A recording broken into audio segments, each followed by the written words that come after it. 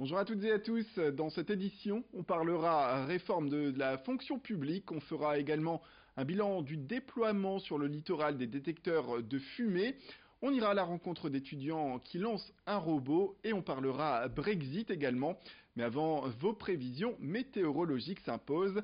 On entame cette nouvelle semaine sous le soleil, on peut le dire. Le printemps est bien arrivé sur les plages du littoral notamment. Le ciel est bien dégagé et si le vent en provenance des pays nordiques rafraîchisse l'atmosphère, ça ne dure pas. Les températures sont fraîches le matin, mais très vite, le mercure remonte. Sur la côte d'Opale, comptez pour les maximales 13 degrés du côté de Dunkerque, 15 degrés au niveau du Touquet, 12 degrés par contre à Calais ou encore dans les terres, vous pouvez tabler sur 14 degrés notamment du côté de Saint-Omer. Plus d'informations sur vos prévisions météorologiques, ce sera bien sûr après cette édition.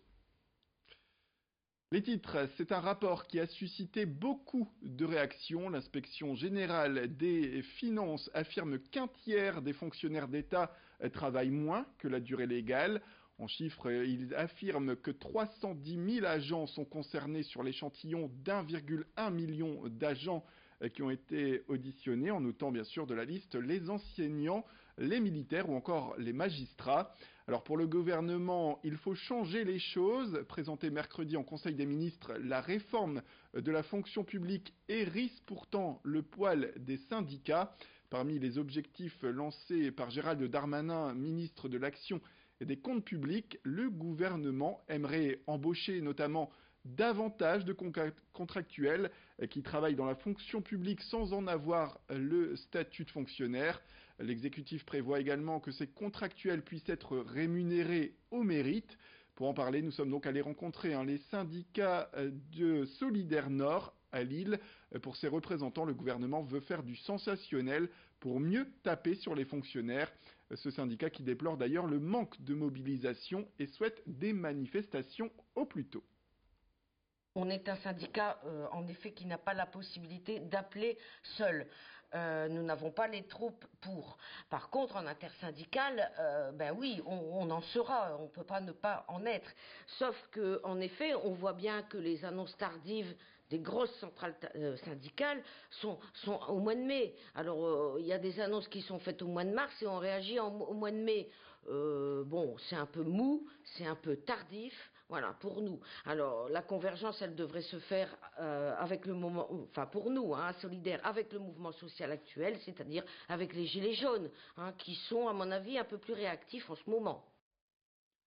Depuis 4 ans, en France, les détecteurs de fumée ont intégré de manière obligatoire les logements. Mais le constat est sans appel, seuls 20% des logements français sont équipés de ce système. C'est bien moins que certains autres pays d'Europe, équipés pour certains à hauteur de 90%. Un taux qui permet à ces derniers d'avoir d'ailleurs vu le nombre de morts dus à la fumée baisser de moitié. Pour remédier à ce faible chiffre, les services départementaux et d'incendie de secours du Pas-de-Calais mènent une campagne de sensibilisation. Elle va permettre, sous plusieurs formes et notamment des rencontres, d'informer les habitants sur l'importance de se procurer le dispositif. Elle a orchestré cette campagne par le SDIS 62, la préfecture du Pas-de-Calais également, sans oublier le conseil départemental. Louis Caillé fait le point sur les installations nécessaires avec un professionnel. Un seul dans une habitation relativement restreinte, c'est suffisant. On peut parler d'un studio, d'une chambre étudiante, d'une petite maison qui comporte 2 pièces. Donc à partir du moment où on localise ça dans la zone de vie, dans la chambre, dans le couloir, ça permet tout simplement de pouvoir assurer la sécurité de l'habitation. Mais quand l'habitation est articulée autour de plusieurs étages, quand l'habitation est spacieuse, là il faut multiplier ces détecteurs pour pouvoir assurer justement les chances précoces de détection de l'incendie, puisque c'est un détecteur qui fonctionne à partir d'un petit système optique qui permet de façon très précoce de détecter la fumée qui va être émise par l'incendie. C'est un chien de garde, il permet tout simplement de détecter et surtout d'avertir. Depuis janvier à Calais, un groupe d'une quinzaine d'étudiants de l'Université du Littoral et de la Côte d'Opale travaille en dehors des heures de cours sur un projet particulier. Son nom c'est Néo. Il s'agit d'un robot humanoïde que les étudiants impriment en 3D. Ils le programment et l'assemblent. Ce robot qui est parti d'un plan rendu public par son designer, Gaël Langevin, avec ses étudiants donc qui y apportent des améliorations. Ce robot sera doté de bras, de mains et même d'une voix, puisqu'il est doté d'une intelligence artificielle afin de répondre à certaines des questions qu'on lui pose. Corentin Escaillé a rencontré Morgane Pruvot, c'est le co-chef de ce projet. On l'écoute. Le but est de prendre du plaisir tous ensemble avec cette équipe et après montrer qu'on est présent dans le monde de la robotique. Quel petit garçon n'a pas envie d'avoir son petit robot qu'il a construit? Je pense que c'est ça en fait. Ils redeviennent tous des enfants. Au départ, on s'est dit, allez, on va recruter 10, 11, 12 personnes parce que justement, ils ne seront pas toujours là aux ateliers. On va tourner avec une équipe de 5 ou de 6. Et en fait, on se rend compte qu'ils sont là tout le temps. Pourquoi? Parce qu'ils sont hyper motivés, parce qu'ils viennent s'occuper de leur fiston un petit peu. C'est leur fils, Néo et leur fils. Et ils y prennent énormément de plaisir. Et on a même plutôt du mal à les faire rentrer chez eux le soir. Et pour terminer, un sujet sur le cheddar et son prix qui augmente avec un impact forcément pour les restaurateurs. Les restaurateurs de la région sont inquiets avec le Brexit. C'est un monument du patrimoine gastronomique de notre région qui pourrait disparaître.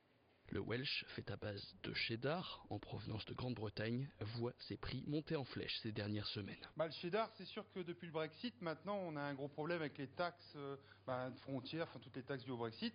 Moi, 200 € le kilo, je peux plus acheter du cheddar, c'est pas possible. Ça sera au moins le prix de 3 menus. Du coup, à la marmite de Pierrot, ça fait maintenant plusieurs semaines qu'ils essayent de remplacer ce fromage britannique par un autre, plus local. Après plusieurs essais avec une dizaine de produits de la région, il semblerait qu'une solution ait été trouvée.